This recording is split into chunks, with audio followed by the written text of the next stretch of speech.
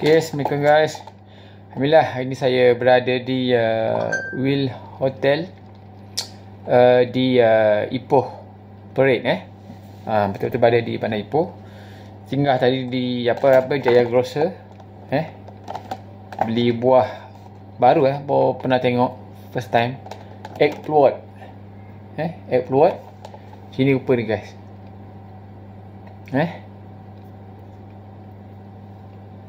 Egg float ni okay, dia kata apa tahu? Float a hybrid between plum and apricot.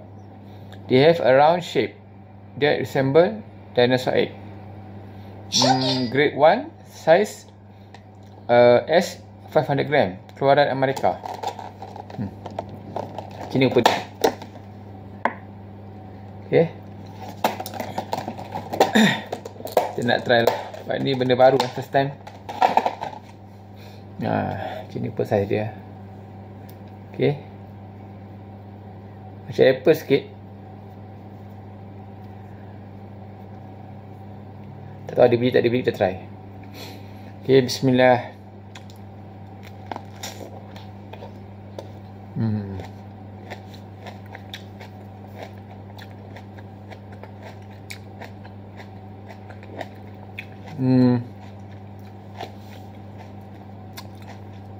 Juicy.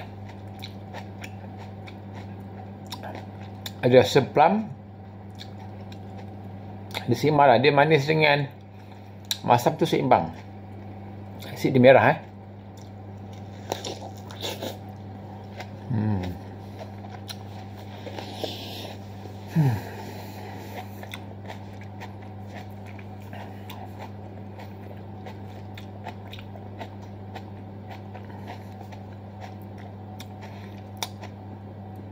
boleh try tanam kot.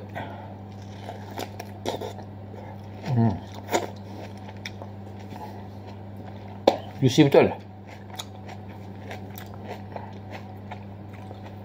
Harga dalam RM12 biji.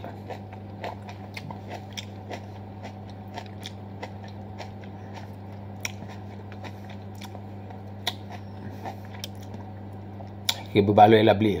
Daripada kita nak tanam susah. Nak pergi overseas lagi kan. Tadi saya pergi Geneva tak jumpa pula buah ni. Ini buah first time. Saya dah sampai US, sampai Geneva, Canada. So far saya tak pernah jumpa. Ini first time jumpa. Ni mungkin yang baru yang buah apa nama ni buah apa nama? Kiwi. Kiwi pun ada jenis yang hybrid yang baru. Kita pernah nak try beli.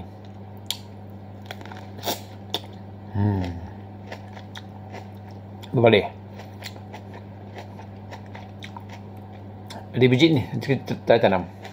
Okay guys, Assalamualaikum, bye.